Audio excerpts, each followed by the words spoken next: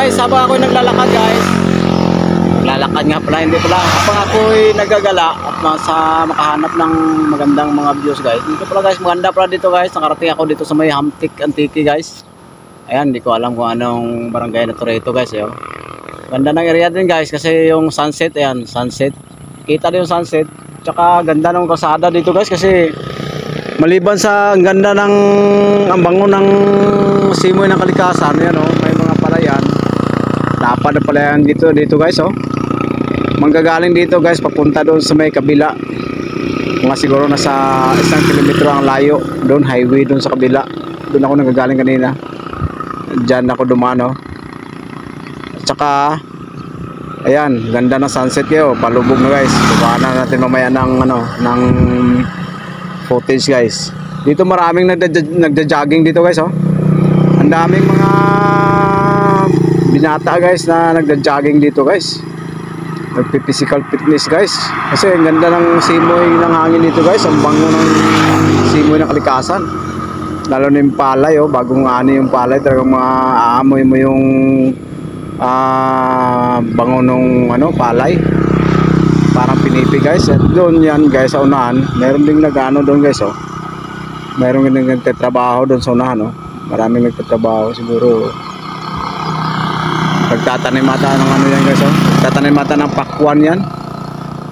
Pakwan na tayo yung tinatanim nila yan kasi karamihan dito pagka ganitong summer, pakwan na lang yung isusunod doon sa palay kasi yung palay hindi na makakarating dito yung tubig pag ganitong summer.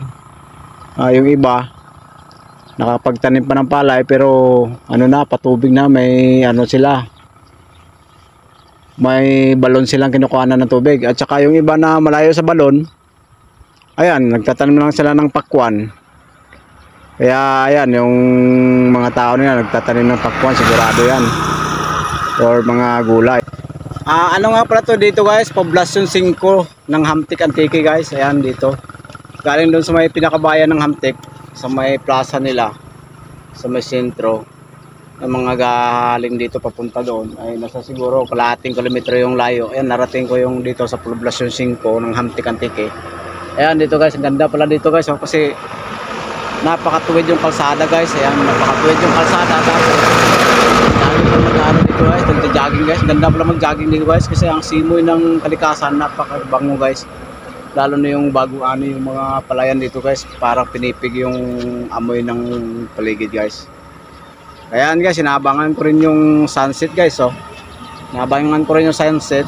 Ganda din ng sunset, abangan guys kasi talagang sentrong-sentro talaga yung sunset dito sa may palayan ng Poblacion 5. Maliban sa sunset, yan, malapit na rin sa bukid oh.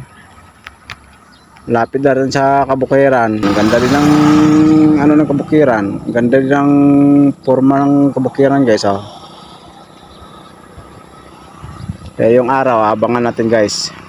Ayan guys, habang umusod-usod ako guys dito sa may kahoy guys para maganda yung kuha ng sunset guys.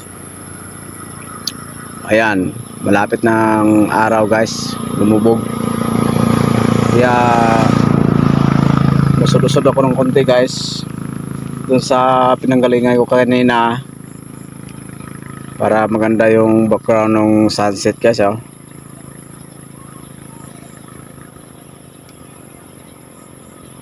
Yan, laki pa ng sunset guys.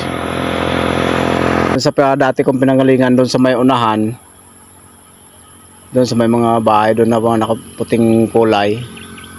Musod-asod ako kanina kasi may kahoy dito, may magandang background nito guys. May kahoy sa gitna ng palayan. May bahay na rin dyan guys oh. Tsaka yung araw guys, palubog na. Ganda ng paligid dito guys, ang bango ng simoy ng kalikasan guys. Lalo na't napapaligiran na ng palayan. Pag bagong yung palay, talagang bango ng paligid guys. Parang nangangamoy pinipig. So habang ang araw ay palubog na. Yan. Abang-abang na lang guys. Hanggang lumubog ang araw. Mga siguro ilang minuto na lang. May 10 minutes na lang ata at lulubog na ang araw.